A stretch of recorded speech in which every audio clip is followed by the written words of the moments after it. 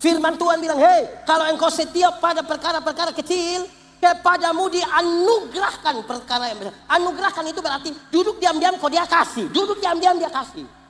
Bukan semua pemilu baru datang bilang, pendeta, kita dua saudara. Saudara bagaimana muka beda?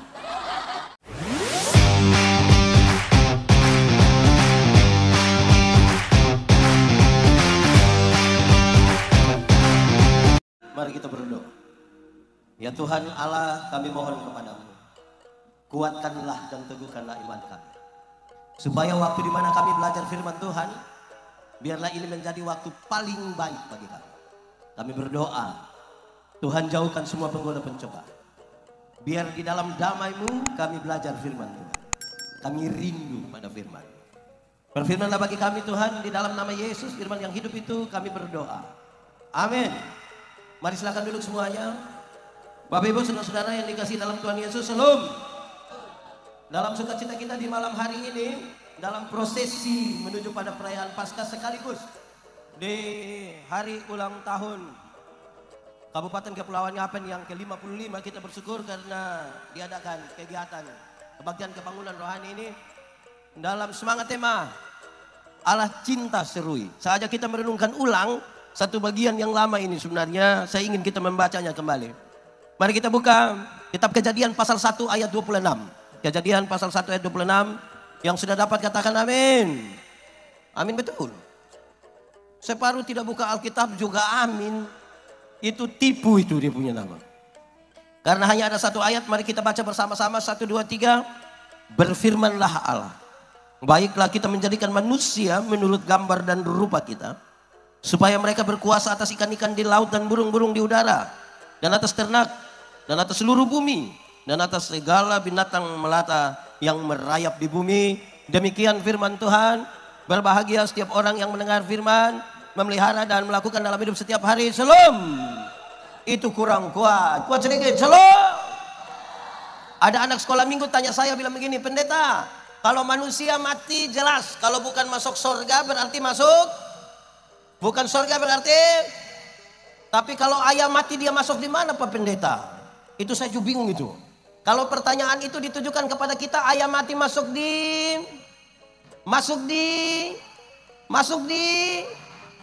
kalau dia mati di hutan tetap masuk di perut juga. Tapi saya mau kasih tahu kita, apapun jawabannya, manusia berbeda dengan ayam. Sama-sama 1, 2, 3. Manusia berbeda dengan ayam. Kalau kita lihat kisah penciptaan, saudara, waktu ingin menciptakan ayam, Tuhan cukup berfirman langsung jadi ayam. Waktu cipta berfirman, waktu cipta babi cukup berfirman jadi babi. Semua cukup berfirman. Tapi ketika ingin menciptakan manusia, seolah-olah ada hitung-hitungan. Kenapa? Karena kepada manusia akan diberikan kuasa untuk menguasai seluruh ciptaan. Dan karena itu dia tidak boleh sama dengan ayam. Setelah hitung, Tuhan bilang begini, baiklah sekarang manusia diciptakan, maka dibedakanlah manusia dengan ayam. Apa itu?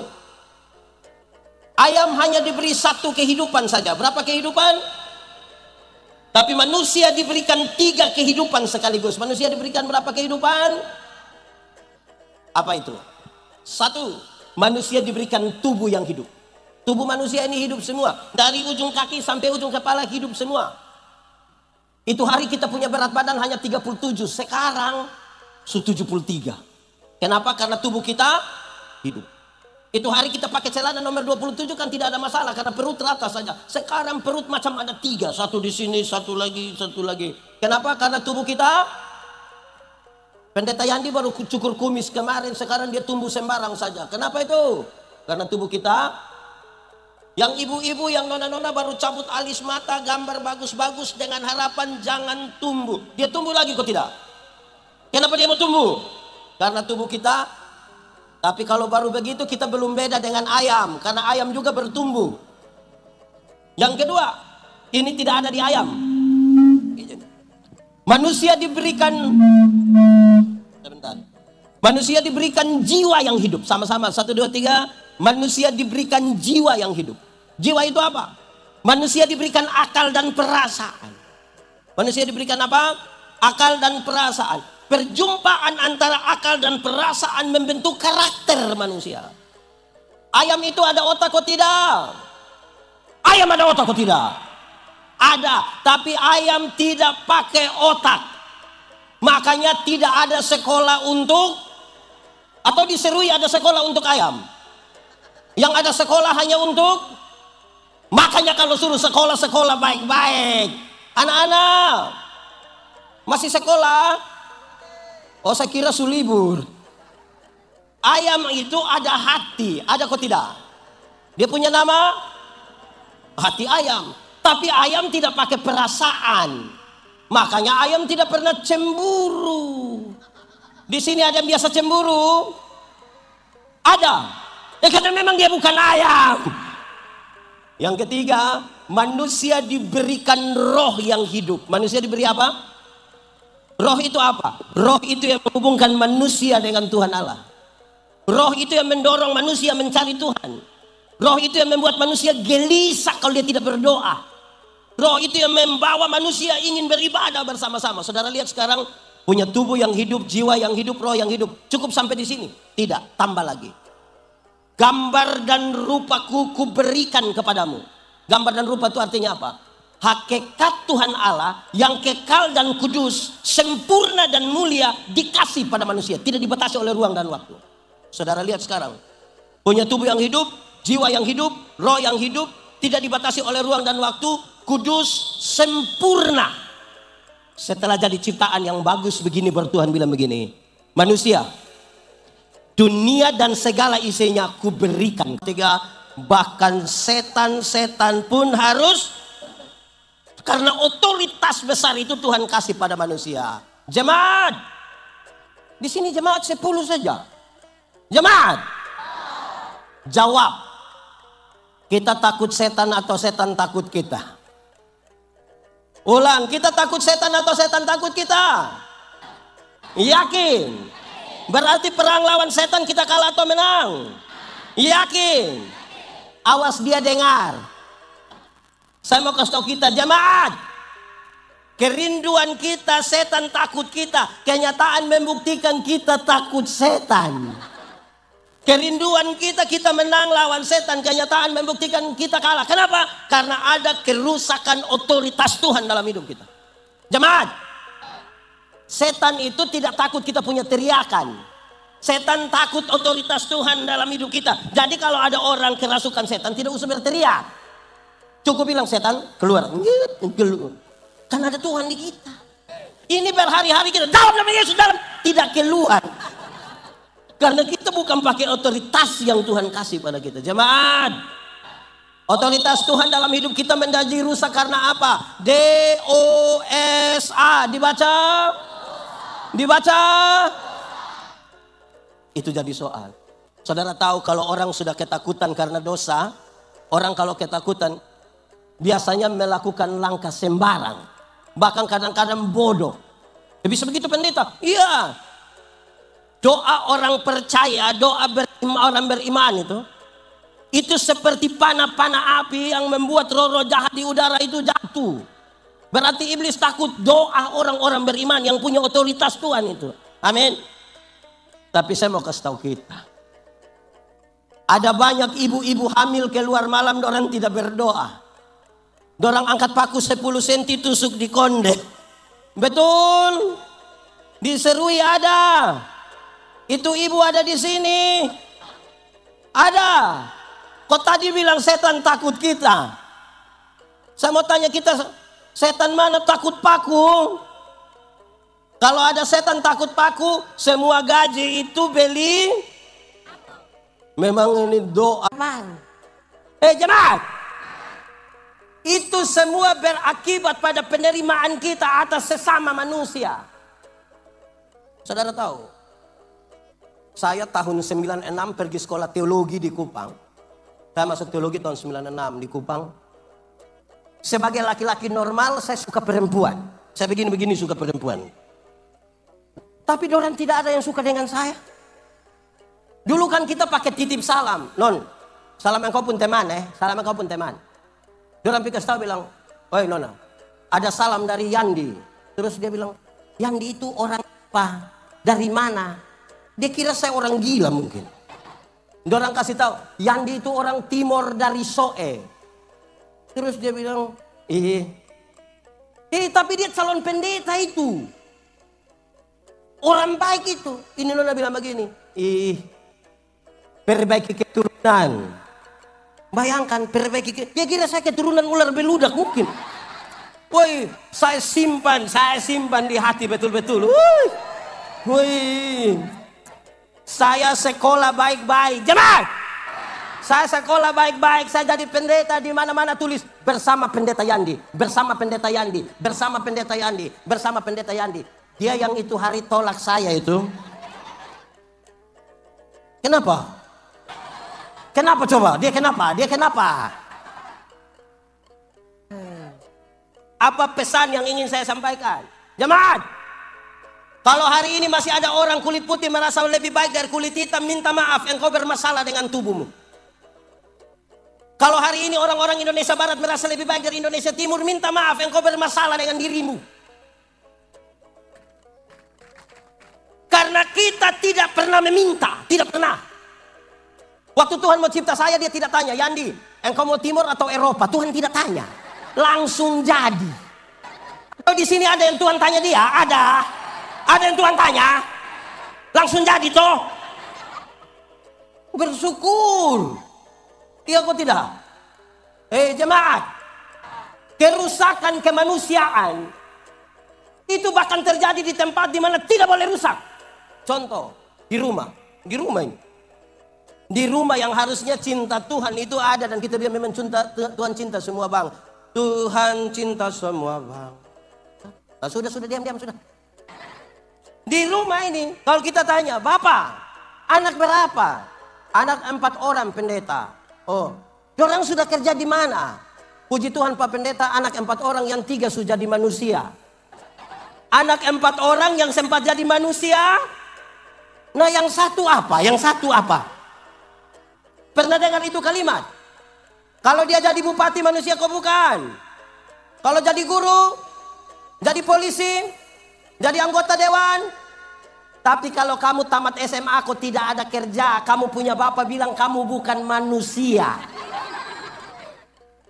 Akhirnya penghargaan terhadap kemanusiaan itu kita bedakan. Kalau dia bawa sambutan begitu, Bupati Kabupaten Kepulauan Yapen yang kami hormati. Tidak tahu hormat betul kok tidak yang penting. Sekda yang kami hormati. Bapak Ibu pendeta yang kami kasihi. Tapi kalau pagi-pagi ada nenek-nenek jual sayur lewat rumah, dia panggil bilang, sayur bayangkan. Yang jual ayam dia panggil bilang, jual tomat dia panggil bilang, yang jual kacang dia panggil. Itu orang ada nama kok tidak? Lalu kenapa? Tapi kalau dia pakai celana robek-robek itu macam berprestasi sekali, macam penghargaan terhadap kita punya diri kurang. Kalau saudara tidak punya penghargaan terhadap diri sendiri, bagaimana saudara meminta penghargaan terhadap orang lain? Bagaimana menghargai diri? Pertama-tama menerima kita punya diri, menerima kita punya diri, menerima kita punya keberadaan. Menerima, itu paling bagus. Kalau kita sendiri tidak mampu terima kita punya diri, bagaimana?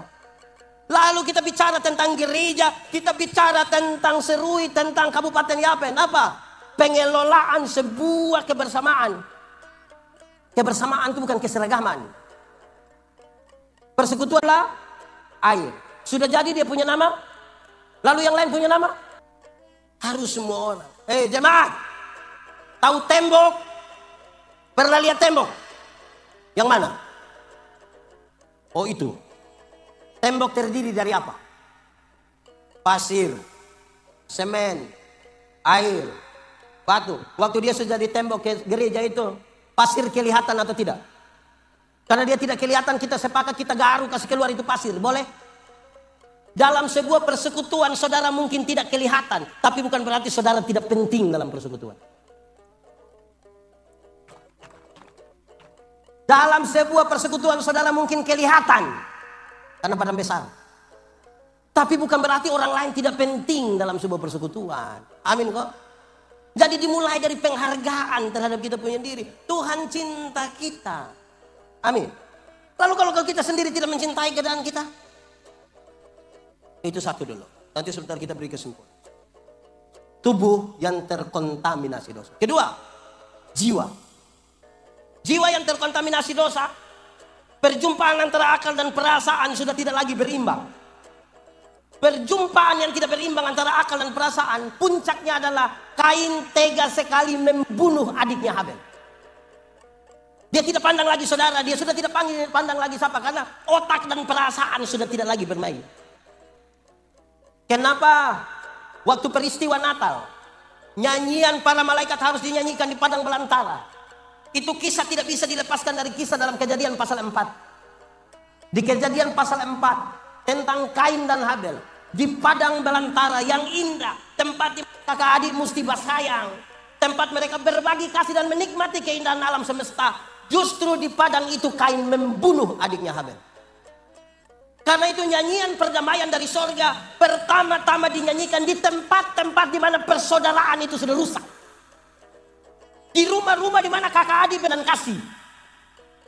Jemaat, di sini ada kakak adik bakalai, orang tua dan anak bakalai ada, ipar-ipar, mama mantu, bapak mantu.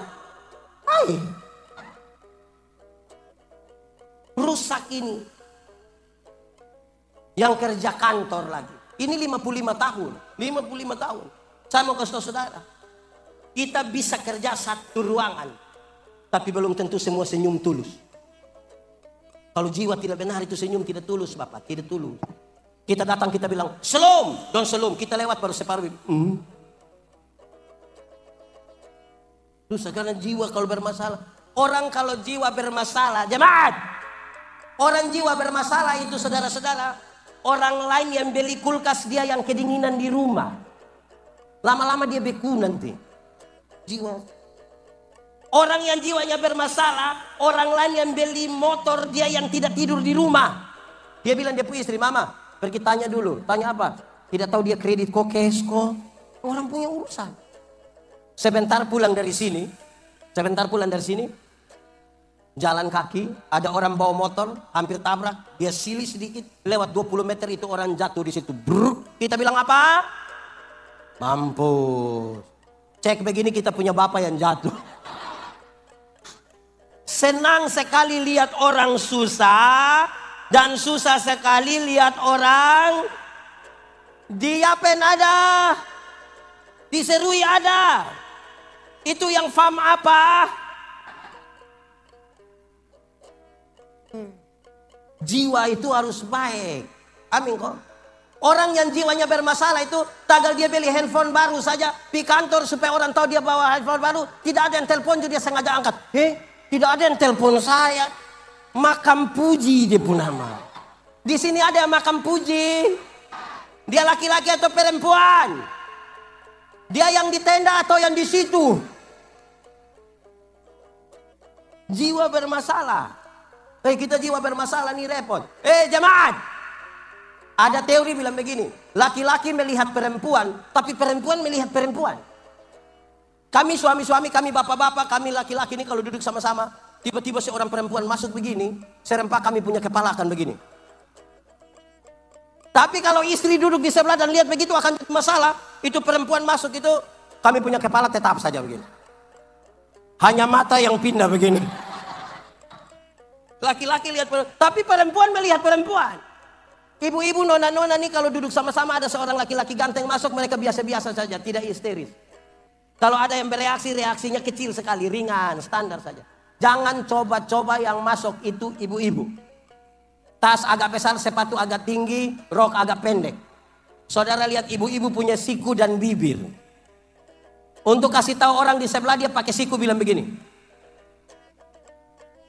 Nanti di sebelah lihat baru dia pakai bibir bilang begini. Kadang-kadang 3, 1. Betul. Itu orang ada di sini. Dia pakai baju warna. Mulai baku tuduh sudah. Jiwa ini memang penting sekali. Kalau jiwa tidak, repot. Orang jiwa bermasalah ini saudara-saudara. Ada ASN orang ini yang ada teman satu mau rajin sedikit, dia bilang begini, banyak yang urus ini negara. Akhirnya orang pemalas gara-gara dia. Di sini ASN rajin-rajin semua. Kenapa suara hilang? Pemalas mati-mati tapi cita-cita memenangkan Indonesia. Jemaat, jiwa itu menentukan integritas kita. Integritas berkaitan dengan moral. Moral berkaitan dengan kesatuan pikiran, perkataan, perbuatan. Orang tanya saya, kami diskusi tentang homiletika, ilmu berkhotbah. Orang tanya saya, pendeta, khotbah yang baik itu yang bagaimana? Sebenarnya kau maksud khotbah yang baik itu tulis atau tidak tulis? Berapi-api atau berair-air? Saya bilang khotbah yang baik itu bukan tulis atau tidak tulis. Bukan berapi-api atau berair-air. Khotbah yang baik ialah omong apa buat begitu. Jangan omong lain. Kenapa kamu sambung? Ya, kelainan. Jadi kalau saudara ketemu orang kelainan itu kan tidak lurus. Kau pikir lain, omong lain. Dia pen ada. Diserui ada. Untung lewat ini pilkada, lewat apa lagi? Apalagi yang 14 itu apa? Pileg. Kalau tidak saya suruh jam pilih dia. Orang mesti punya moral yang baik. Amin kok. Ini barang ini, saudara bayangkan mengelola sesuatu. Tuhan kasih kekayaan alam semesta. Harus dikelola oleh orang-orang yang punya moral yang baik. Harus. Kalau tidak bisa. Jemaat, saya mau kasih saudara bahwa alam semesta kalau tidak ada manusia, alam semesta baik-baik saja, dia tidak ada soal. Tapi manusia tanpa alam semesta dia repot. Kan itu harus urus. Peliharalah dan usahakanlah alam di mana yang kau ada. Saudara lihat kalau ada kuda lari, kuda 10 ekor lari. Manusia bisa pergi nonton kuda lari. Tapi kapan manusia lari, kuda mau nonton? Lihat manusia lari, terus kuda bilang, mari ada manusia lari, mari kita. Sekitar 3 tahun lalu, ada ikan paus terdampar di Kupang. Itu orang pergi bikin video. Hai guys, ada ikan paus. Manusia nonton ikan mati. Kapan manusia mati? Terus ikan bilang, mari dulu. Itu melobe ada mati jadi kita pikir. Tidak ada. Jemaat. Saya mau kasih tahu saudara lebih lagi. Ini perenungan kita akan firman Tuhan ini serius.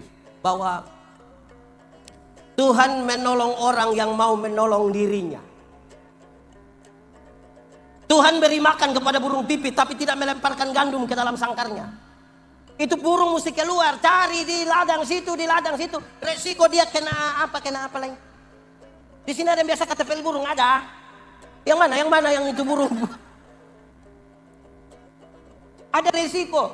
Tidak ada pekerjaan tanpa resiko. Siapa tidak berani mengambil resiko besar, dia tidak akan sukses. Tidak akan. Itu saya bilang ini anak muda. Anak muda. Di sini sudah nenek-nenek semua. Anak muda. Kalau kamu tiap hari duduk hanya cerita tentang mabok, perempuan, dan jagoan, saudara punya kehidupan sekecilin. Kumpul hanya bilang, tadi malam. Kalau cerita hanya seperti itu, aduh. Itu orang moral tidak betul itu. Anak muda juga, anak muda. Yang nona-nona, kamu jangan buru-buru menikah, Saya kasih tahu anak muda, dia bilang, yang dia punya nama bulan madu itu hanya 1 bulan. Masuk bulan kedua itu dia punya madu sudah habis. Itu tinggal dia punya lebas saja itu. Anak muda, sudah menikah cinta saja tidak cukup. Yang cinta tidak cukup. Siapa yang terlalu cinta, terlalu sayang dia punya istri anak, terus dia cari orang yang ada toko orang Cina satu, terus dia bilang, Aceh, toko tidak, saya terlalu sayang, terlalu cinta, saya punya istri anak. Kok? Iya. Terus tolong kasih susu 1 dos dulu. Tidak bisa, pakai beli. Mesti kerja. Ini anak muda dong, ini pacaran dong, pun cara bapak panggil bilang, papi, Sumimi, nanti kamu nikah baru mimi mama di situ. Kerja bapak. Susah betul. Ini anak muda. Jodoh itu akan datang dengan sendirinya. Itu pun kalau dia tahu rumah. Kamu pun tugas harus Sherlock. Tapi saya mau bilang pada saudara begini. Dengar. Kami yang tua-tua ini, Pendeta Yandi umur 47 tahun, jadi kami yang angkatan 45 ke atas ini. Kami punya lagu tuh betul-betul mendidik. Betul-betul mantap. Gereja tua. Masihkah kau ingat? Itu waktu kita di desa kok pergi-pergi ibadat pemuda, baku lihat begini lam-lam baku suka yang jadi. Realistis. Anak muda sekarang punya lagu mengerikan. Kamu berbohong. Lihat, orang tipu juga percaya.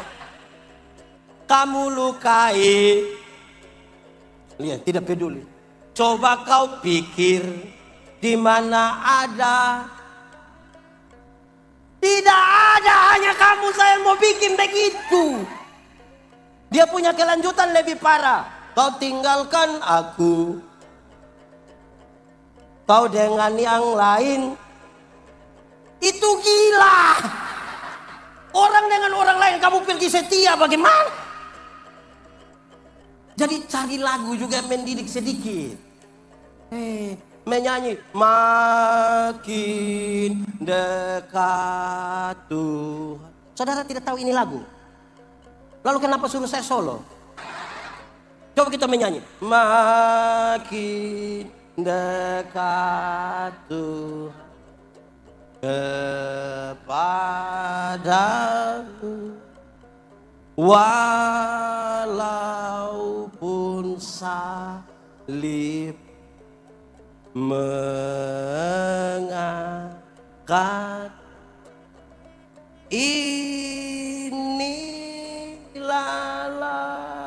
laguku dekat kepada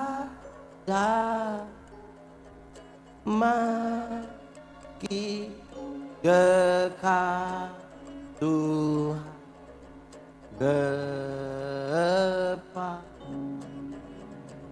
Banyak yang tidak tahu ini lagu. Yang separuh orang bikin ke rohani, don tidak menyanyi tapi bukan rohani, tidak tahu. Lagu yang Tuhan punya tidak tahu, tapi yang dunia punya dia hafal mati. Kau mau cari yang bagaimana? Bayangkan. Jadi pulang menyanyilah lagu Kidung Jemaat, tidak apa-apa. Jemaat. Kalau saudara membalas kebaikan dengan kebaikan, itu karakter manusiawi. Tidak usah pergi ke gereja, tidak usah pergi sekolah minggu, orang tahu. Bapak buat baik kepada saya buat baik kepada Bapak. Itu karakter manusiawi. Kalau saudara membalas kejahatan dengan kebaikan, itu karakter ilahi.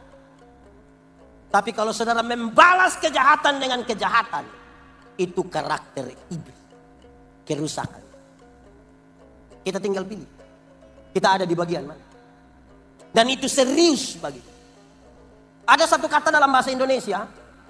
Ini kata hanya satu, tapi kalau kita ucap dengan cara ucap yang beda, dia punya arti bisa beda. Itu kata ialah kata cocok. Coba saya ucap dengan cara ucap yang beda, saudara temukan dia punya perbedaan. Kalau saya bilang begini. Cocok. Saudara tahu artinya? Apa artinya? Cocok itu. Klop itu. Serasi itu. Mantap itu. Kalau saya bilang apa? Cocok. Tapi kalau saya bilang begini. Cocok. Tahu artinya?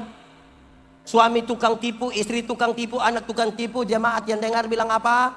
Cocok. Dorang di kantor bukan kerja tapi omong orang lain punya nama terus, yang lihat bilang apa? Cocok. Tiap hari dong ketemu itu hanya bertengkar, tiap hari yang lihat bilang apa? Yang ketiga, cocok itu paling bagus diucapkan kalau di NTT orang Alor, tapi orang Papua juga pasti omong ini enak. Orang-orang Alor tuh kalau mau ngomong cocok, kaki satu di muka begini, dia agak tunduk sedikit, dia lihat kita begini, agak sedikit sini sebenarnya dia bilang begini. Cocok. Cocok. Itu soal yang karakter. Sudah dua ya. Ketiga. roh yang terkontaminasi dosa. Roh yang terkontaminasi dosa, saudara-saudara, hari itu memutuskan hubungan dengan Tuhan Allah. Tuhan Allah bilang begini, Adam, kamu di mana? Pertanyaan itu bukan karena Tuhan tidak tahu Adam sembunyi di mana. Tuhan tahu kok tidak? Tuhan tahu kok tidak? Sudah tahu kenapa tanya? Tuhan tahu kok tidak? Lalu sudah tahu kenapa dia tanya? Adam, kamu di mana? Untung Adam tidak bilang kamu nanya. Adam nanti itu dia rusak itu, jangan coba-coba. Tuhan tahu kok tidak? Sudah tahu kenapa dia tanya? Ini bukan saja sebuah pertanggungjawaban, tapi Tuhan mengirim pesan. Adam, kenapa engkau memutuskan hubungan dengan saya? Kenapa? Tuhan, kami di sini. Kenapa kamu di situ? Kami sembunyi, Tuhan. Kenapa kamu sembunyi? Kami telanjang, Tuhan. Kenapa kami telanjang? Kami ada makan ini buah. Siapa yang suka buah makan? Kamu dua sini. Tuhan panggil orang datang. Tuhan kasih pakai pakaian. Tuhan sendiri buat pakaian. Kalau Tuhan buat pakaian, itu pakaian bagus ke tidak? Tuhan kasih makan, tapi Tuhan bilang, keluarlah kamu dari taman ini. Kehidupan rohani mereka putus. Ada berkat jasmani, tapi mereka kehilangan kehidupan. Saya tanya anak sekolah minggu di kampung. Oh, anak sekolah minggu, apa beda orang hidup dan orang mati? Orang jawab banyak, tapi 3 jawaban ini menarik. Pertama, orang begini, pendeta, orang hidup itu bisa ke gereja, pendeta, tapi orang mati tidak bisa ke gereja. Betul? Memang betul. Tidak ada yang sudah mati 3 hari terus pas hari Minggu dia bilang, tolong bawa saya dulu ke Immanuel. Tidak ada. Tapi kemudian saya kaget, hei anak-anak, ya Bapak, kamu ngomong yang betul. Kenapa? Jadi kamu mau bilang kamu punya bapak mama yang pemalas gereja, ini orang sumati semua?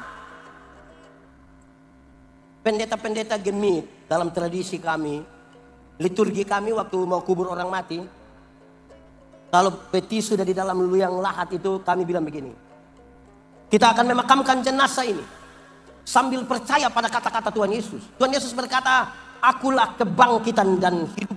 Barang siapa percaya kepadaku, dia akan hidup sekalipun dia sudah.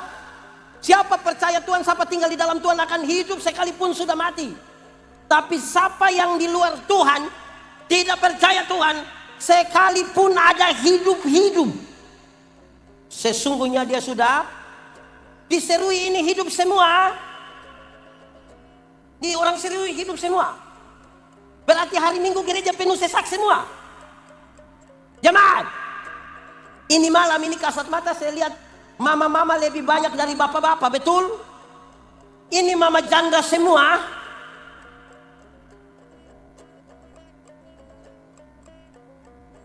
Ini bapak-bapak dong, ini waktu muda, rajin sekali jemput nona pergi ke gereja. Sudah menikah dia tidak pernah pergi ke gereja. Terus pendeta pergi tanya bilang, Bapak, kenapa kasih tinggal mama sendiri? Terus dia bilang, pendeta, waktu pendeta kasih nikah saya dengan mama, kami dua telah menjadi satu. Jadi kalau mama sudah pergi, sama juga dengan bapak juga. Memangnya kalau mama sudah makan sama dengan bapak sudah makan? Jemaat, masuk surga itu seperti pergi ke WC. Tahu WC? Tidak bisa diwakilkan.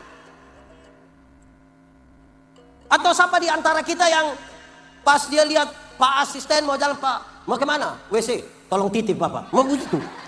Masing-masing pertanggungjawabkan sendiri. Ini ibu-ibu juga satu, ini ibu-ibu dong ini. Style cantik-cantik datang gereja tapi jalan sendiri. Terus pendeta bilang, Ibu, kenapa sendiri? Mana suami? Terus dia bilang, aduh pendeta, tahu sendiri. Sudah tahu suami begini, kenapa kawin dengan dia?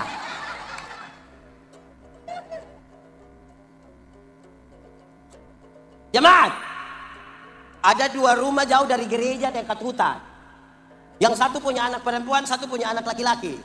Yang punya anak perempuan cari yang laki-laki, dia bilang begini, kakak, hari Minggu nak kakak tolong jemput kakak pun saudara perempuan bawa dulu pergi sekolah Minggu ya. Oke. Hari Minggu yang laki-laki datang jemput, diantar pergi sekolah Minggu. Sampai di sekolah Minggu begitu, yang perempuan ikut sekolah Minggu, yang laki-laki main kelereng di luar, kau tunggu. Pulang sama-sama. Waktu orang jadi remaja ikut katekisasi, di sini kenal katekisasi juga. Yang laki-laki jemput juga, yang perempuan antar. Sampai gereja, yang perempuan ikut katekisasi, yang laki-laki dia isap-isap rokok di luar, kau tunggu. Pulang-pulang sama-sama. Rupa-rupanya orang dua jodoh. Setelah menikah, yang perempuan terpilih jadi majelis gereja. Suami setia antar. Mau hujan, badai, guntur, petir, suami antar. Tapi sampai sana, ibu masuk pimpin ibadah. Yang suami main kartu di luar, isap-isap rokok, tunggu. Satu saat orang dua mati sama-sama. Dalam perjalanan menuju pintu surga, Simon Petrus tunggu memang begini. Lihat ini ibu datang, Simon Petrus bilang, "Shalom ibu, mari silakan masuk." Ini ibu masuk, dia pun suami juga cepat-cepat mau masuk begini. Pas dia pun suami mau cepat-cepat, ini Simon Petrus, "Bapak sabar dulu, Bapak sabar dulu." Kenapa sabar? "Bapak sabar dulu. Yang masuk itu sapu istri." "Betul Bapak, yang masuk itu Bapak pu istri.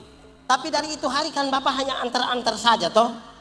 Jadi minta maaf, ini hari Bapak hanya antar. Bapak punya tempat di api di sebelah di." Ibu-ibu, ada yang tadi suami hanya antar, terus dia bilang habis nah WA aku dia ambil, ada. Pulang kasih tahu dia bilang ada salam dari Simon Petrus, kasih tahu dia begitu. Ini jemaat orang banyak pemalas ibadah. Amin kok. Saya juga pendeta jemaat, satu jemaat kecil di Kupang, saya dan beberapa pendeta di dalamnya, hanya 260 kakak, kami melayani di situ. Saya kadang-kadang heran. Kalau orang undang syukuran itu menarik, syukuran ini. Kami pergi waktu ibadah orang sedikit. Pas makan. Aduh, minta maaf. Saya ulang. Waktu ibadah orang pas makan banyak. Itu datang dari mana itu? Repot sekali kita buat orang dong ini. Ada yang dia punya rumah di samping tempat ibadah. Dia punya istri bilang, "Bapak, mari sudah." Terus dia pun bilang, "Masih ibadah." Si ibadah dia mau buat apa? Di sini ada yang begitu, Mama. Siapa pun suami yang biasa begitu-begitu itu. Ini suami-suami dong ini terlalu betul. Ini ibu-ibu dong juga satu. Dorang bikin acara syukur di rumah ini. Dan syukur di rumah ini.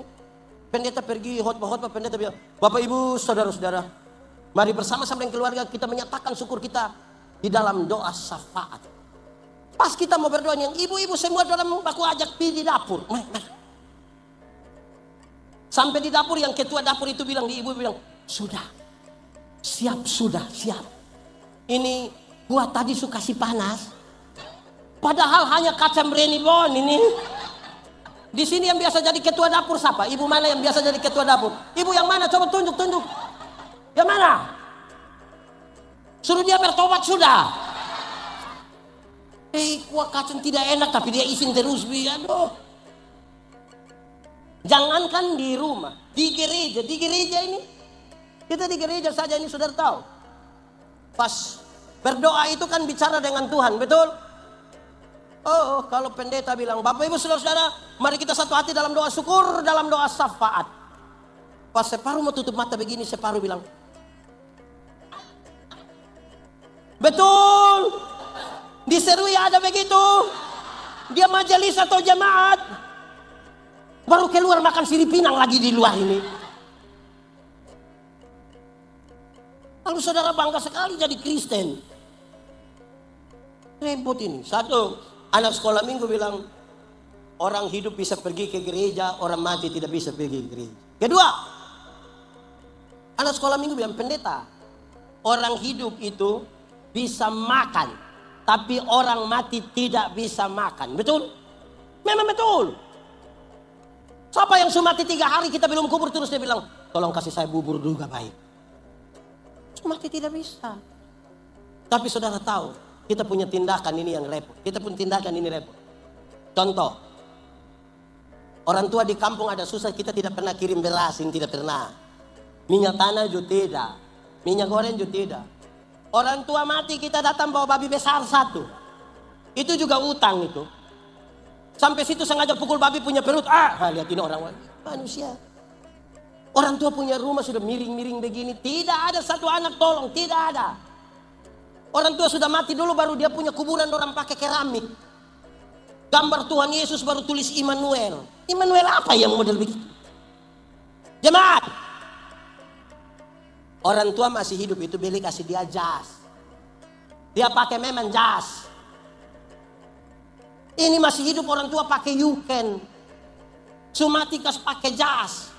Untuk apa? Orang tua masih hidup beli kasih dia sepatu, sendal dia pakai memang. Ini orang tua masih hidup dia jalan tidak ada alas kaki sampai dia pujari don terbuka besar begini ini. Pas mati don beli sepatu. Nah sepatu mana mau masuk di jari yang terbuka begini? Susah itu.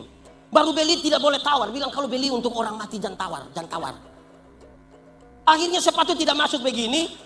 Dia orang sandar saja di peti. Yang sepatu posisi begini tidak kasih pakai. Sepatu posisi begini dia mau naik begini di surga. Ada dia pun harga lagi di Serui ada yang model begitu. Saya satu saat mau kubur orang mati begini mau tutup dia pun peti. Ada yang bilang, Bapak pendeta tunggu sedikit. Bapak tunggu sedikit, tunggu. Apa? Tunggu sedikit yang ambil sudah dekat sini. Apa? Bapak dong masih ambil Bapak tua punya kacamata. Saya bilang, di surga tidak butuh yang kau punya kacamata itu tidak butuh. Ini kita orang Kristen kadang-kadang bikin aneh-aneh betul. Orang tua hidup ini tidak ada Alkitab. Saya pendeta jemaat. Kadang-kadang saya pergi jemaat ke rumah, saya tidak bawa Alkitab. Pergi saya bilang, Bapak, tolong ambil Alkitab dulu. Itu dia pergi ke belakang lama, Bapak. Lama baru dia datang. Yang menarik, dia datang dari sana, bawa satu Alkitab yang aneh. Karena dia fam menobe, tapi Alkitab tulis nubatonis. Ini pasti dia pinjam, supas. Alkitab tidak ada, tapi motor 2, Bapak. Kalau Alkitab tidak ada tapi motor 2 itu kemungkinan pertama mungkin harga Alkitab lebih mahal dari motor. Jadi dia bisa beli motor tapi tidak bisa beli. Yang kedua kemungkinan besar mungkin dia sudah hafal semua. Jadi tidak usah ada tinggal kasih tahu Matius 3 ayat 7 dia langsung ngomong. Ini orang dong. Yang sudah baca kasih habis Alkitab boleh angkat tangan. Wah ini sedikit ini. Sudah turun tangan sudah. Jemaat. Saya mau kasih tahu saudara, yang sudah baca kasih habis Alkitab saja belum tentu orang mengerti. Yang sudah baca kasih habis. Apalagi.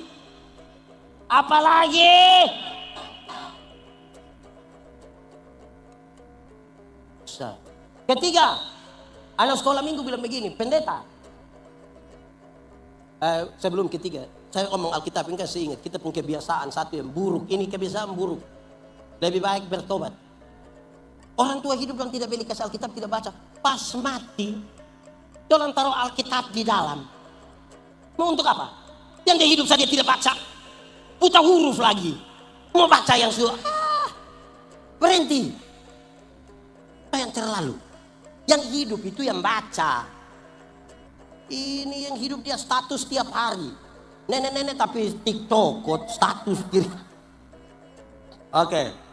Ketiga, anak sekolah minggu bilang begini, pendeta, orang hidup itu bisa bicara, tapi orang mati tidak bisa bicara. Betul? Betul? Memang betul tidak ada orang mati bisa bicara. Orang mati itu kalau bisa bicara, pasti waktu dia mati, kita mau kasih mandi, dia kan kita buka di pakaian toh. Pasti buka begini, pas sampai sini, wow! Tapi kan dia tidak bisa bicara. Tapi saudara tahu, saya keliling banyak tempat di Indonesia. Ada jemaat datang di saya bilang begini, pendeta, tadi malam nenek ada datang. Jadi saya tanya, siapa punya nenek? Kita punya nenek Bapak. Nenek tinggal di mana? Itu hari tinggal di sini. Terus sekarang nenek sumati. Saya mau tanya dulu, orang mati bisa omong kok tidak? Bisa bicara kok tidak? Bisa kok tidak? Lalu yang tadi malam datang itu siapa punya nenek? Terus saya tanya, nenek datang kasih tahu apa? Nenek datang kasih tahu nomor judi Bapak.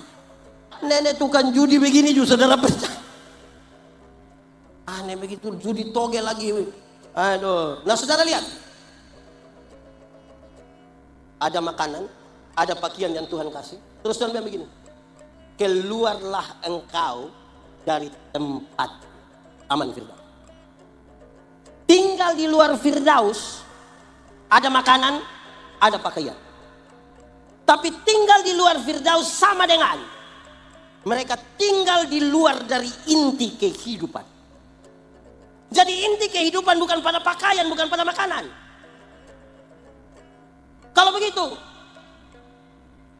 ketika itu orang bilang begini, Yesus, penjahat itu bilang, Yesus, ingat aku kalau engkau datang sebagai raja. Yesus bilang, hari ini juga aku bersama-sama dengan kamu di dalam Firdaus. Hari ini aku membawa kamu masuk ke dalam inti kehidupan ketika kamu keluar dari situ karena dosa. Sekali lagi inti kehidupan bukan pada uang, bukan pada pakaian. Dengan demikian, untuk apa kita kaya raya, badan bagus-bagus, pakaian ketat-ketat, mati masuk neraka. Kurus kusus, susah-susah, lemah-lemah, mati masuk surga. Mana yang baik? Badan bagus-bagus, hidup kaya raya, mati masuk neraka. Kurus-kurus, susah-susah, mati masuk surga. Mana yang baik? Mana yang baik? Dua-dua tidak baik. Yang bagus itu badan bagus-bagus, pakaian ketat-ketat, hidup kaya raya, mati masuk surga. Kita saja yang Tuhan baru kasih kepercayaan kecil, kita lupa Tuhan.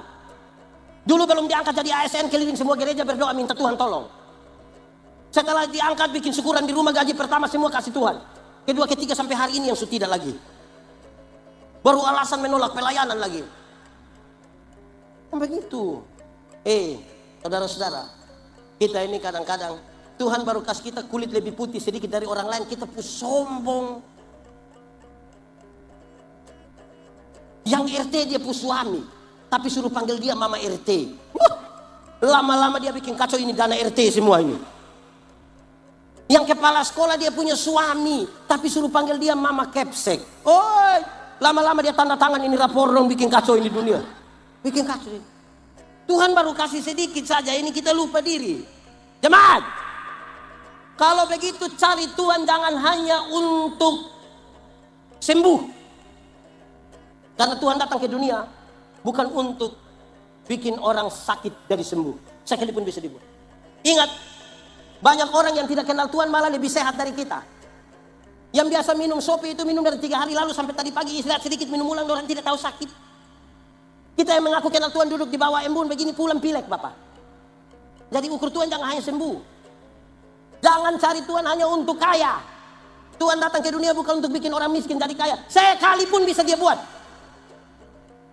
Ingat, ada banyak orang tidak kenal Tuhan lebih kaya dari kita. Itu koruptor dong, itu kaya-kaya semua. Orang punya rumah 2, 3, 4, 5. Sampai tidak suka tinggal di dalam rumah, tapi tinggal di penjara sana.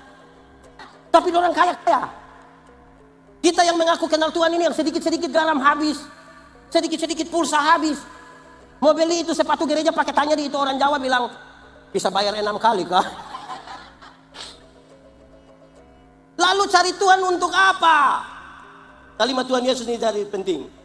Carilah dahulu kerajaan Allah dan selamat dulu, baru yang lain itu di kekayaan kehormatan di jabatan di umur panjang di istri di.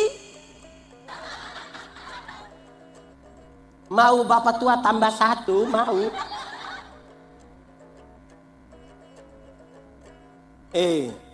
Jemaat, sukses itu apa?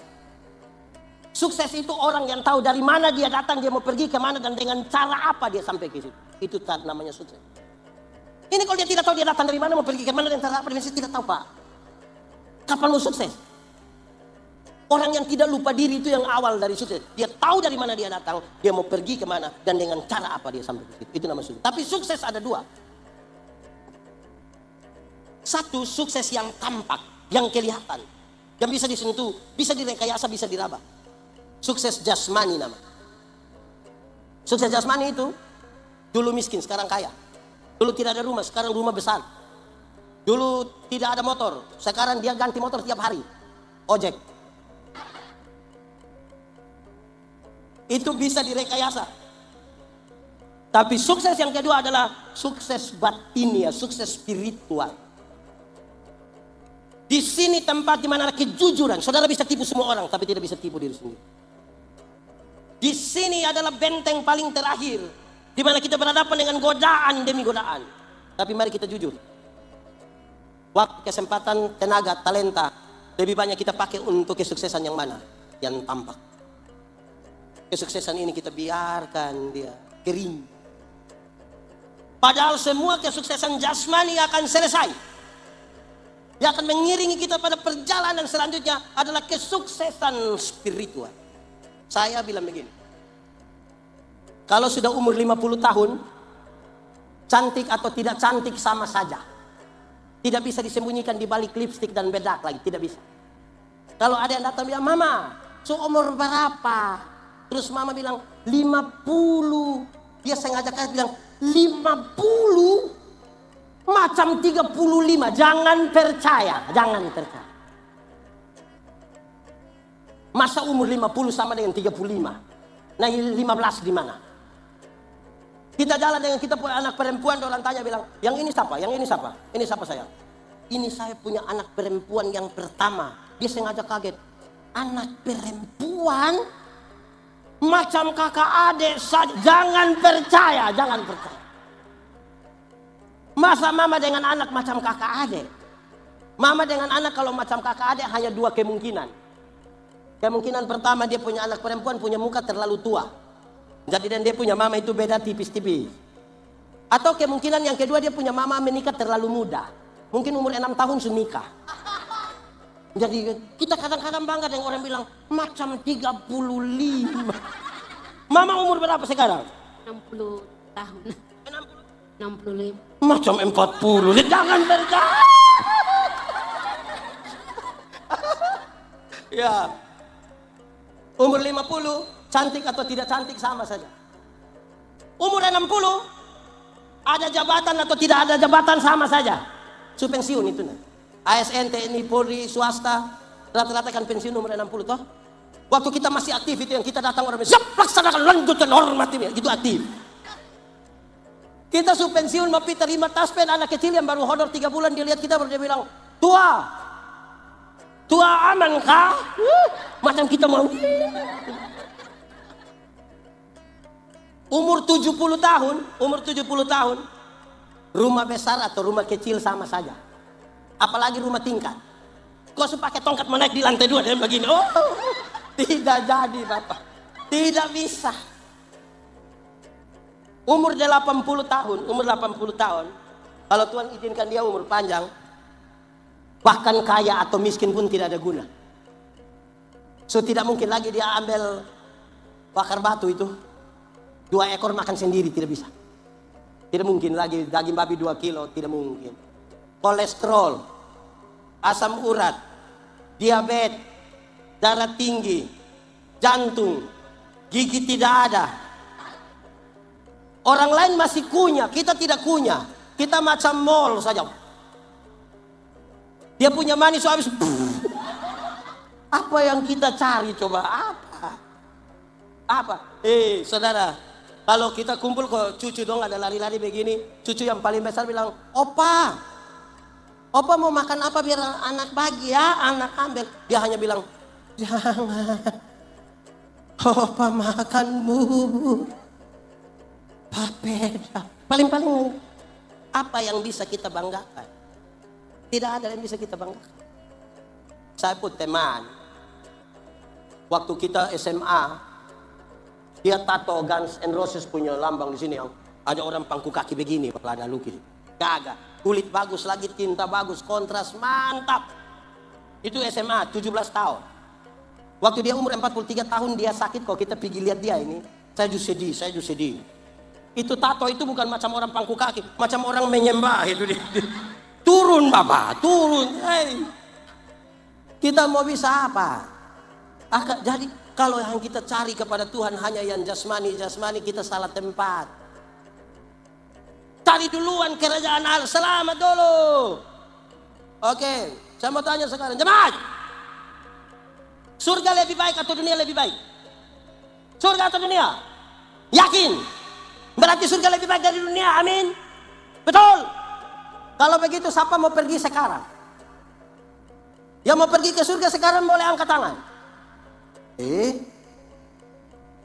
Surga lebih baik tapi tidak mau. Oh pendeta, belum waktu Tuhan. Oke, karena belum waktu Tuhan. Saya belum pergi ke surga yang lebih baik dari dunia. Karena belum waktu Tuhan. Tapi tanda-tanda kerajaan surga sudah harus saya alami di sini, di tempat di mana saya tinggal. Tanda-tanda. Tanda-tanda kerajaan surga adalah damai sejahtera. Harus dialami di sini. Damai sejahtera itu apa? Damai sejahtera adalah segala sesuatu yang mendatangkan kebaikan bagi umat manusia. Itu dia penama damai sejahtera. Bahkan untuk mendatangkan kebaikan, kadang-kadang jalan yang ditempuh tidak bagus. Ingat, untuk kita selamat Yesus harus menderita. Ingat, kita mesti vaksin. Itu siapa yang senang divaksin? Enak sekali itu. Untuk mendatangkan kebaikan kadang-kadang tidak enak. Tapi supaya menjadi baik. Sekarang, kalau begitu orang-orang yang tinggal di dunia yang mendatangkan damai sejahtera, hidup tidak boleh tipu. Tipu boleh kok tidak? Tipu boleh kok tidak? Kalau untuk kebaikan kita tipu boleh? Apa? Kenapa? Tipu boleh kok tidak? Boleh kok tidak? Tidak kok boleh. Kalau untuk kebaikan kita tipu? Tidak boleh. Tidak ada tipu untuk kebaikan. Tipu itu tipu. Satu tipu melahirkan tipu baru. Bapak, kenapa tidak pergi gereja? Perasaan dan pendeta tanya, dia bilang, saya sakit pendeta, saya sakit. Oke. Kita ketemu dia punya istri, kita bilang, Mama, bilang Bapak sakit. Karena Mama tidak tahu, Mama. Tidak, ada baik-baik tuh, ada.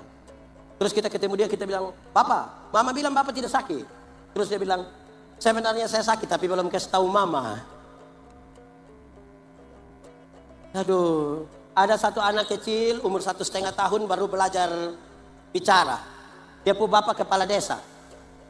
Ini anak setiap kali dia mau kencing, dia minta tolong dia pu bapak yang kasih kencing. Tapi kan dia punya bapak, rasa dia pu bapak ini pejabat ini. Jadi setiap kali ini anak mau kencing, dia kasih tahu, dia ajar dia pu anak, bilang, anak, nanti kalau adik mau kencing, adik kasih tahu, bilang, adik mau menyanyi. Nah, itu dia pun cara berhasil. Setiap kali ini anak mau kencing, dia pun bapak ada yang staff dorang, ini anak datang, bilang, papa, yo, adik mau menyanyi. Dia pun bapak sengaja putar-putar begini, keluar kasih kencingin anak, selesai. Satu waktu dia pun mama dengan bapak berangkat ke Jakarta, titipin anak di dia pun om dorang. Tengah malam anak mau kencing, dia kasih bangun dia pun om, yo, adik mau menyanyi. Dia pun om karena tidak tahu, dia pun om bilang, jangan, ini sudah tengah malam ini, jangan. Ini anak bilang, om, kenapa? Adik mau menyanyi. Tidur sudah, nanti orang di sebelah marah. Itu orang yang tidur. Ini anak sudah tidak bisa lah, dia bilang, om, yo, adik sudah tidak bisa. Adik harus menyanyi sudah. Dia punya om sudah kasihan, dia om bilang, sudah. Kalau begitu nah, adik menyanyi pelan-pelan di om punya telinga ya. Ini anak bangun dia kencing di dia om. Saya mau tanya dulu, siapa yang salah? Om atau bapak? Bapak atau om? Om atau bapak? Kenapa bapak yang salah? Makanya kalau benar katakan, salah katakan, ya katakan, tidak katakan, menyanyi katakan, kencing katakan, berani engkau rubah sedikit kan kasihan itu om pun telinga toh.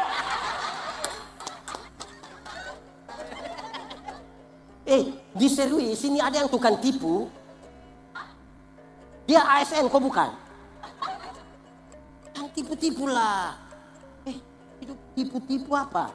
Jemaat, saya mau kasih tahu saudara begini tentang tipu itu. Kalau tidak bisa jujur-jujur saja. Tidak usah tipu kita pun diri. Tidak baik itu. Tipu-tipu. Lurus-lurus toh. Pendeta, kami di Serui kami tidak tipu. Kami hanya pakai 2 kata, sebenarnya dan tapi. Bapak kenapa tidak pergi ke gereja? Sebenarnya saya pergi. Tapi itu dia tidak pergi. Kenapa engkau tidak terima jadi panitia? Sebenarnya saya terima. Tapi. Jadi sebentar kalau pulang dari sini ketemu jemaat yang dia tidak ikut ini acara. Terus kita bilang, kenapa tidak ikut? Terus dia bilang, sudah. Saya tahu kau punya maksud itu, tidak usah lagi. Sebenarnya. Hei, repot sekali ini. Hei. Kedua, saya mau kasih tahu kita yang mau mendatangkan tanda-tanda kerajaan surga ini. Satu, tidak boleh tipu. Dua, tidak boleh memaki, tidak boleh maki-maki itu. Di sini ada yang biasa maki-maki. Dia orang tua atau anak-anak. Kuti dia pu bibir itu, Bu. Maki ialah mengeluarkan barang-barang yang tidak perlu dikeluarkan. Itu barang diam-diam di situ sebut-sebut dia supaya kenapa? Kalau ada anak kecil dia maki tanpa kita setuju kita masih bisa terima. Anak kecil itu kalau dia mandi habis, biar dia tidak pakai apa-apa, papa mama pun tamu ada dia bisa keluar begini. Kan dia belum mengerti. Tapi coba dia pun bapak coba. Coba dia pun bapak mandi habis, ibu-ibu Dharma Wanita ada latihan paduan suara di situ. Baru dia bilang, "Hai besti." Itu bisa mati itu. Jadi yang tukang maki-maki dong berhenti sudah. Kita ini jemaat mau mendatangkan kerajaan Allah di tengah-tengah dunia. Ingat ini alam semesta ini Tuhan suka kasih. Ikan di laut itu Tuhan kasih toh. Laut di sini terlalu mantap lah. Saya ada di beberapa tempat di pulau-pulau yang bagus-bagus ya, orang sudah pergi itu. Saya bilang, kami tidak suka makan kampu ikan dong ini. Kampu ikan dong mati super kali-kali. Kami di timur Indonesia itu kampu ikan tidak mati, dia semaput saja, kami suka makan. Kamu punya laut itu kotor-kotor. Kami punya laut di Indonesia Timur itu, bahkan ikan mau kawin saja dia perasaan dengan manusia. Karena terlalu bening. Yang ikan jantan ikut ikan betina, lihat, manusia doh, dia perasaan. Karena terlalu bening. Tapi itu ikan tidak keluar langsung datang di pasar. Mesti turun di laut dulu. Hanya orang sombong yang cerita-cerita tentang ikan naik di pasar. Ada 3 orang yang mereka suka cerita tinggi, sombong-sombong itu. Mereka 3 bercerita, sama-sama tukang pancing ikan. Yang satu bilang begini, kalau kita pancing di sana, itu kita perlu buang 1 mata kail. 3-4 ekor ikan datang sekaligus. Yang satu bilang itu kurang. Kalau kita pancing di sana, kita baru buang 1 mata kail. Yang 3-4 ekor ikan tadi bawa memang dia punya istri anak. Dia bawa memang. Ini satu bilang kamu 2 punya kurang. Kurang bagaimana? Kalau kita pancing di sana, itu kita belum buang mata kail, belum buang. Ikan-ikan sudah keluar bilang, om pancing kami dulu. Saudara bisa bayangkan kalau manusia begini hidup sama-sama. Bagaimana kita bisa membangun daerah? Saya bicara di banyak tempat. Papua ini ada emas. Tapi emas itu proses. Dia bukan daun kayu yang kita petik, dia sebuah proses. Proses di mana kita mengembangkan kapasitas diri kita. Sebagai orang yang mampu mengelola itu. Iman yang pura-pura adalah iman yang tidak belajar mengisi otaknya, tidak bekerja dengan tangan, kesempatan, talenta yang Tuhan kasih, tetapi selalu berdoa minta diberkati. Itu iman pura-pura. Iman yang pura-pura itu tidak belajar isi otak, tidak bekerja dengan waktu, tenaga, kesempatan yang Tuhan kasih, tetapi selalu menyanyi, kiranya Engkau memberkati aku. Berpura-pura bekerja. Ora et labora apa artinya? Apa artinya? Itu dia pun nilai hanya 75. Yang 100 itu bukan berdoa dan bekerja. Ora et labora adalah berdoa dan bekerja keras. Jangan balik doanya yang keras-keras, kerja lemah-lemah mau berhasil di mana? Doa dan kerja keras. Tuhan mau begitu. Saudara, dengar. Kepintaran itu terbatas, bisa dikejar. Saudara kalau sakit, kita pergi dokter. Dokter periksa-periksa terus dokter bilang, pendeta, ini THT. Jadi pergi ke THT. Kita pergi di THT dengan pendeta, ini bagian telinga. Jadi pergi di bagian telinga. Sampai di bagian telinga dalam periksa pendeta, ini bagian telinga kiri. Jadi pergi di bagian telinga kiri. Kita sampai di telinga kiri dan pendeta, ini bagian telinga kiri punya genderang telinga. Jadi Papa pergi di ujung. Kepintaran mengerucut pada satu hal. Makanya bisa dikejar. Kepintaran terbatas. Bodoh itu yang tidak ada batas, tidak ada batas. Dia meleleh saja, mengalir. Karena itu di Kupang itu kalau orang sudah terlalu bodoh, orang bilang begini, hei bodohnya ukur-ukur, kau bodoh ukur-ukur sedikit. Bagi-bagi orang itu bodoh-bodoh, jangan semua bodoh yang kau bawa semua. Jadi belajar. Belajar itu perubahan tingkah laku. Dari tidak tahu menjadi tahu, dari tidak bisa menjadi bisa. Itu belajar. Karena kita harus membangun kapasitas diri. Jemaat! Waktu Daud berhadapan dengan Goliat, Goliat itu mewakili kelompok dengan postur yang bagus, dengan fasilitas yang sangat memadai. Daud mewakili kelompok dengan postur yang kecil, dengan fasilitas yang sangat-sangat terbatas. Kalau tiap hari Daud hanya membayangkan fasilitas dan badan Goliat yang tinggi besar, belum berperang dia suka. Belum perang dia suka. Tapi Daud balik dia punya fokus. Dia tidak mau lihat pada tantangan itu. Dia pastikan dia punya diri. Dia berlatih. Berlatih begitu rupa sampai dia meyakinkan dia sendiri. Berhadapan dengan manusia tinggi besar dengan fasilitas lengkap. Saya cukup bawa batu 5 cukup. Dia kasih naik lagi kapasitas diri. Ini batu yang saya bawa, saya tidak akan berdiri. Berlari baru lempar sekalipun kena. Setelah dia membangun keyakinan diri begitu, dia cari Goliat. Dan dia bilang, Goliat, saya kasih tahu engkau, hari ini Tuhan serahkan engkau. Hari ini Tuhan serahkan. Dia yakinkan dia punya diri. Jemaat, mati hidup itu Tuhan yang atur. Amin. Itu soal iman. Yang iman kasih tahu otak. Otak. Lu tahu kok tidak? Tidak tahu, kasih tahu kita dulu. Hei, otak. Mati hidup Tuhan yang atur. Jadi, dari otak engkau tolong kasih tahu kaki, supaya kalau ada otot trek lari kencang kaki jangan lompat ke tengah jalan. Nanti mati. Terkoneksi antara yang diimani, yang dipikirkan, yang diucapkan, yang dilakukan. Ada masa depan dalam tangan Tuhan. Amin.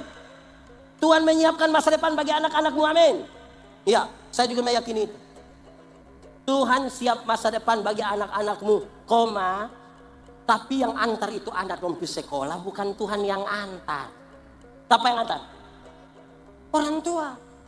Atau siapa di antara kita yang karena terlalu sibuk pagi-pagi dia berdoa, Tuhan, saya sibuk jadi Tuhan tolong jemput anak-anak.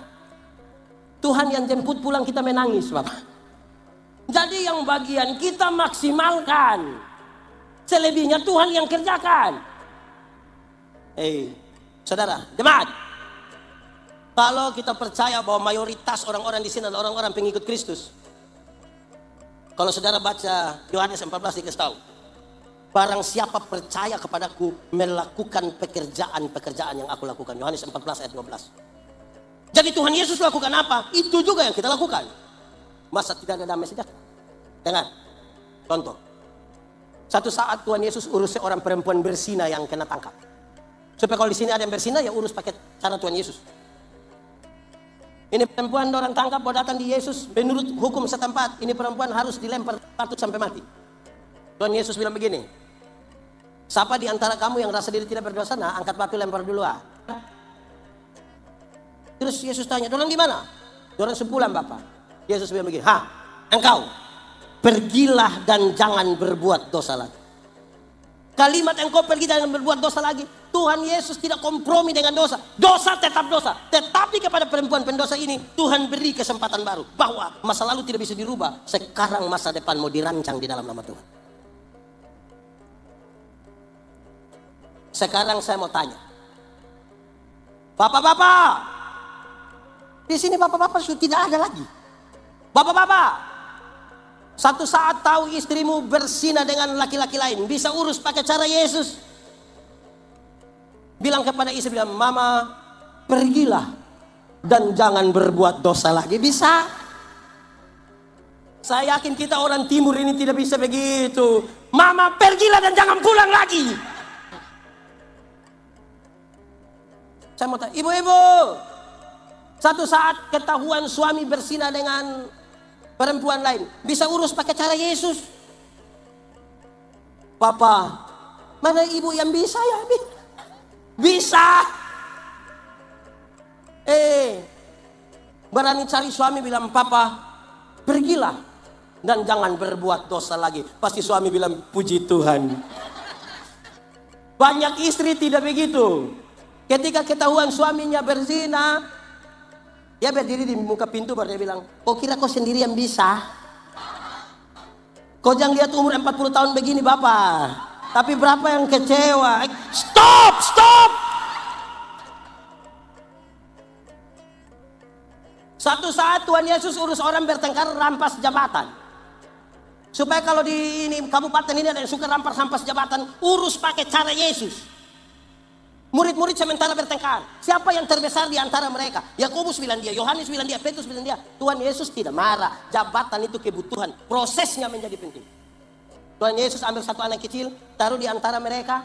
Tuhan Yesus bilang begini, hei, barang siapa mau menjadi yang terbesar di antara kamu, hendaklah dia menjadi yang terkecil. Selesai. Tidak pakai pendekatan dengan sekda. Tidak pakai bawa ayam. Ya toh? Saya pun video satu beredar luar ketika saya bilang tahun 2009 saya ketua Panwaslu. Datang 1-2 caleg dia bilang ke saya, pendeta, kira-kira saya bisa jadi anggota dewan kok tidak? Saya bilang yang macam Bapak begini tidak bisa, macam Bapak tidak bisa. Kenapa pendeta yakin sekali? Kok Bapak ini saya minta tolong jadi penatua diaken di gereja yang hanya urus 20 kakak saja Bapak tidak mau. Sekarang Bapak mau urus kami semua, saya yakin tidak jadi. Habis pemilu ternyata dia tidak terpilih, dia cari saya pendeta. Ternyata pendeta mulut panas betul. Saya bilang ini bukan mulut panas. Anda yang tidak terbiasa setia pada perkara-perkara kecil. Firman Tuhan bilang, hei, kalau engkau setia pada perkara-perkara kecil, kepadamu dianugerahkan perkara yang besar. Anugerahkan itu berarti duduk diam-diam kau dia kasih. Duduk diam-diam dia kasih. Bukan semua pemilu baru datang bilang pendeta. Kita dua saudara. Saudara bagaimana muka beda? Supaya kita lihat bahwa jabatan lain sebagainya kalau Tuhan mau kasih dia kasih saja. Supaya saudara ada di sebuah kontestasi, tidak usah kasih jatuh orang pun amat, tidak usah, lurus saja. Apa saja Mama seumur berapa lagi? Begitu. Satu saat Tuhan Yesus urus sebuah kesenjangan sosial. Kalimatnya mengerikan. Kalau ada orang menampar pipimu yang kanan, berikan juga pipi kiri. Diserui suara yang bisa. Saya taruh dia di sini beriman pendeta, tolong ini dulu. Ada. Apa maksudnya? Kalau ada orang menampar pipimu yang kanan, dia akan pakai tangan kiri. Tradisi Yahudi bilang, tangan kiri hanya boleh dipakai untuk pegang barang yang haram. Atau menampar pipi kanan akan pakai punggung tangan kanan. Backhand itu. Tradisi Yahudi bilang punggung tangan kanan hanya boleh dipergunakan oleh para tuan untuk menampar budak-budak. Dan Yesus bilang, kalau ada orang menampar pipimu yang kanan, menganggap engkau haram atau budak, berikanlah pipi kiri. Supaya dia mengangkat tangan kanannya, di situ dia tahu di hadapan Tuhan kita sama. Kita dibedakan dalam status sosial, tapi kita sama. Dia mau kasih tahu. Dia ajar kita. Satu saat Tuhan Yesus urus sebuah dilema pajak. Dengan sebuah pertanyaan dengan resiko yang sangat besar. Bolehkah membayar pajak kepada Kaisar atau tidak? Kalau Tuhan bilang boleh bayar pajak kepada Kaisar, maka ribuan orang pengikut Yesus akan meninggalkan Yesus. Karena pajak terlalu mahal. Tapi kalau Tuhan bilang tidak boleh bayar pajak kepada Kaisar, maka dia dianggap memprovokasi masyarakat untuk lawan pemerintah, pasti dia ditangkap. Lalu bagaimana jawaban Yesus? Berikanlah kepadaku koin untuk pembayaran pajak itu.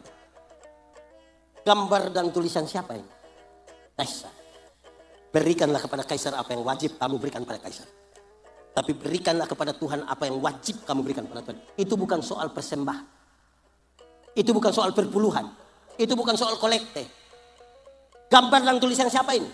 Kaisar. Maximus Periode. Karena di situ ada tertulis gambar dan rupanya. Berikan pada dia.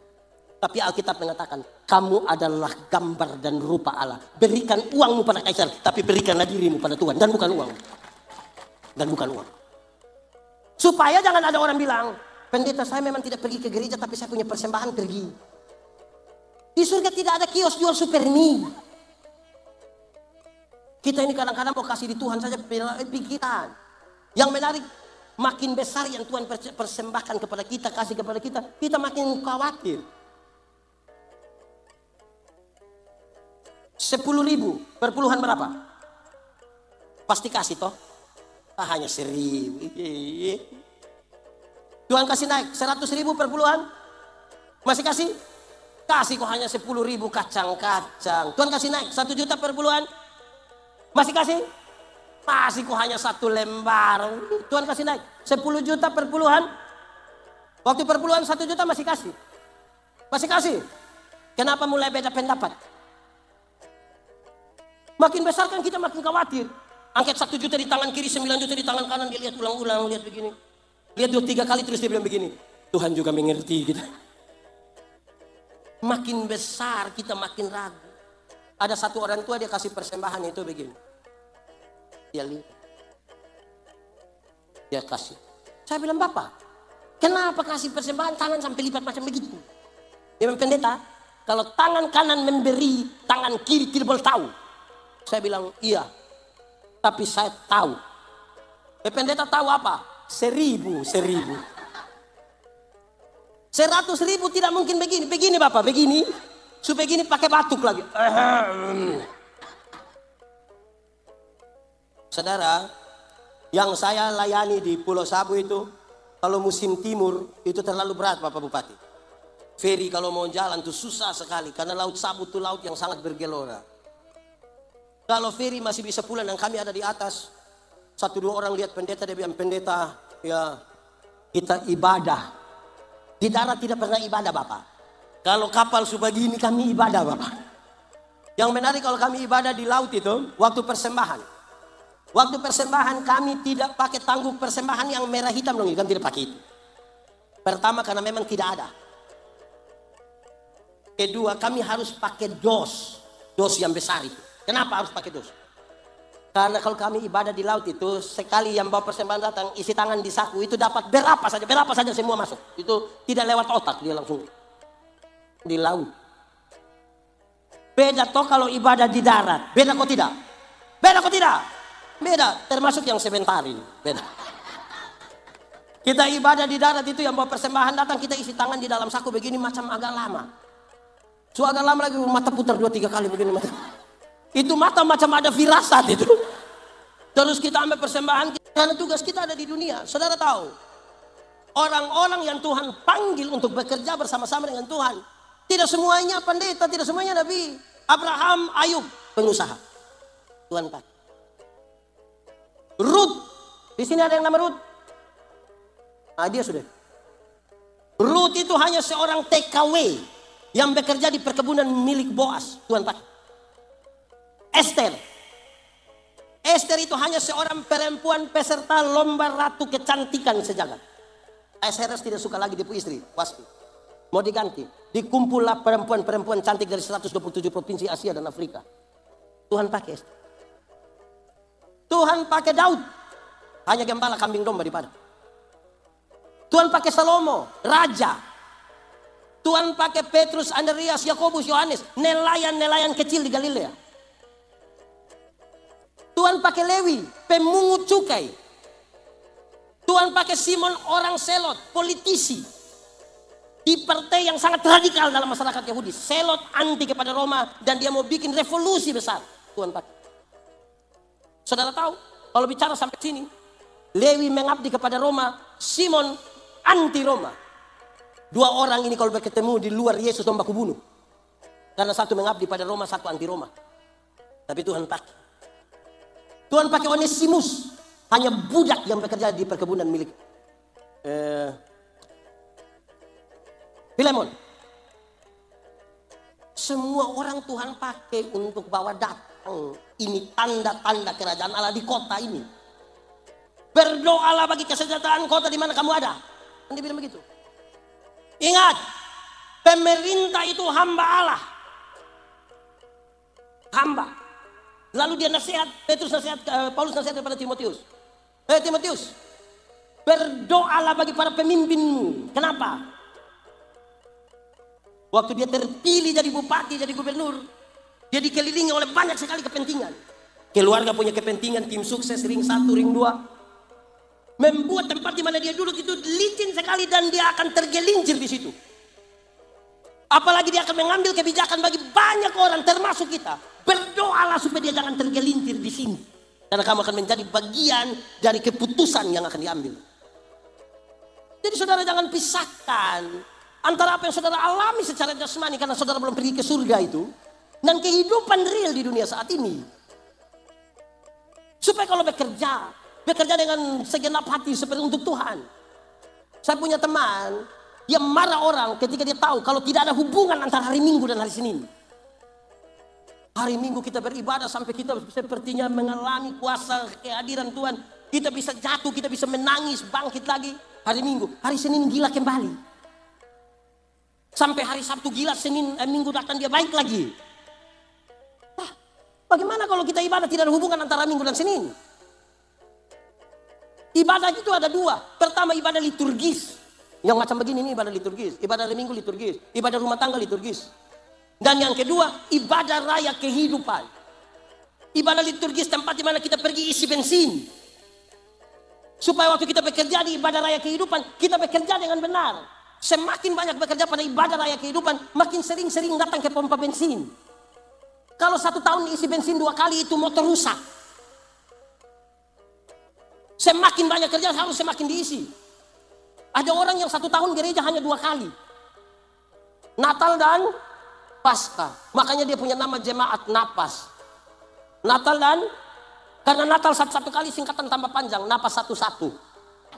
Kalau mulai Napas 1 tiba-tiba ingat Tuhan. Ada orang yang seumur hidup mungkin dia gereja 5-6 kali saja. Pertama waktu dia nikah, kedua waktu anak baptis, ketiga waktu anak sidi, keempat waktu anak nikah, dan kemungkinan yang kelima waktu pemakaman dia.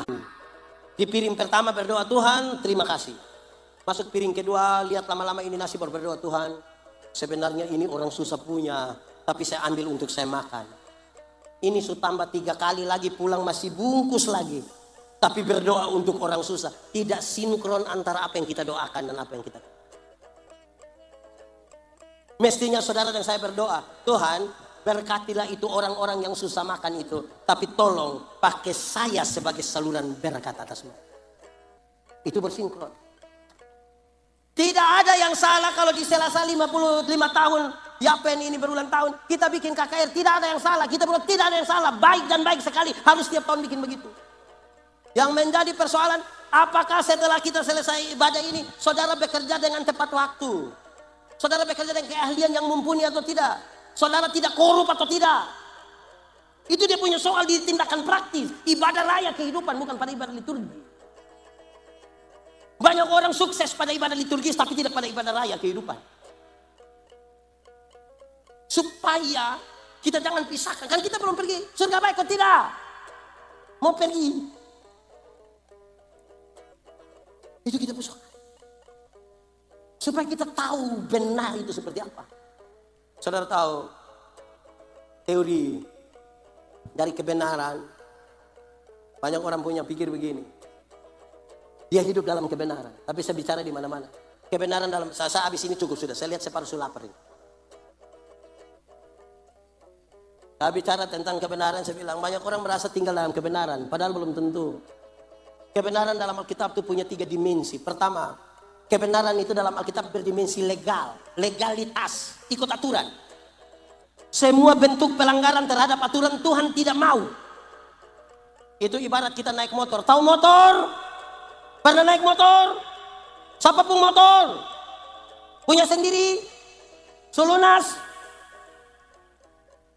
Naik motor kalau ada helm, ada SIM, ada STNK, lampu-lampu ada, garis spion ada operasi lalu lintas di situ.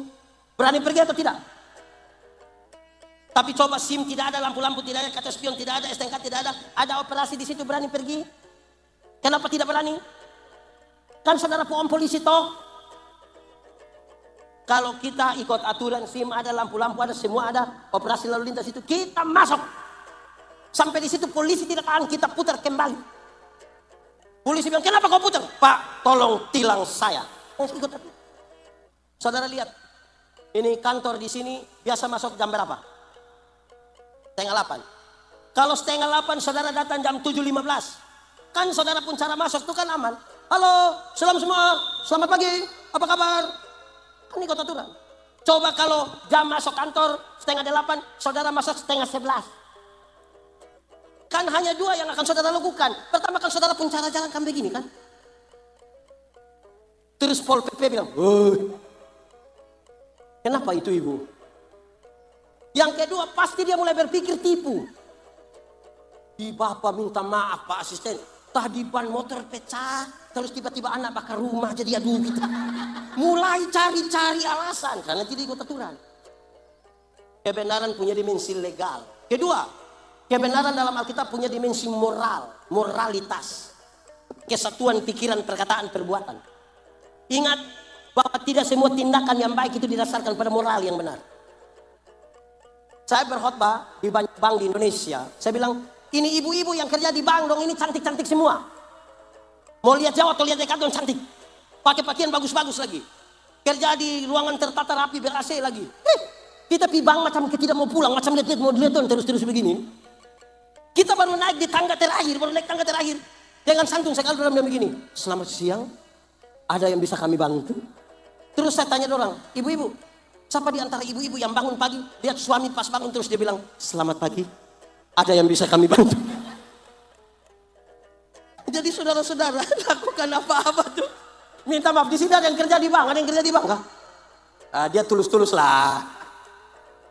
Jadi makanya Paulus bilang, apapun yang kamu perbuat, perbuatlah dengan segenap hatimu seperti untuk kamu, bukan untuk manusia. Itu moralnya di situ. Yang ketiga, kebenaran dalam Alkitab itu punya dimensi sosial, sosialitas, solidaritas, kepekaan untuk turut mengambil bagian dalam penderitaan orang lain. Kenapa Tuhan Yesus mau mati bagi kita? Kan dia solidar. Kenapa dia mau berkorban bagi kita? Kan dia sayang kita. Sosialitasnya kuat. Tapi saya punya contoh ini mengerikan. Di sini ada swalayan.